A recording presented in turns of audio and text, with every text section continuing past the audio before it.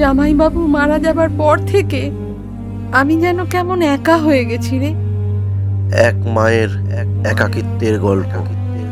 বলছি এই উইকেন্ডেই ডেটটা ফাইনাল করো। কিন্তু আমার প্রশ্ন হলো, মাকে কি করে পটাবো? সত্যিটাই বলবে। সত্যি মিথ্যের মাঝখানে হারিয়ে গেছে ভালোবাসা।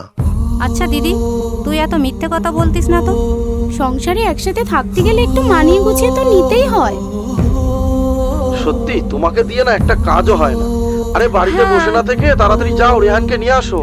হ্যাঁ হ্যাঁ হ্যাঁ, আমি যাচ্ছি যাচ্ছি, আমি এক্ষুনি যাচ্ছি। যেখানে ভালোবাসার থেকে টাকার দাম বেশি। খুব চিন্তা হয় রে ওদের জন্য। আমিও কাল তোর মাসির সাথে চলে যাচ্ছি।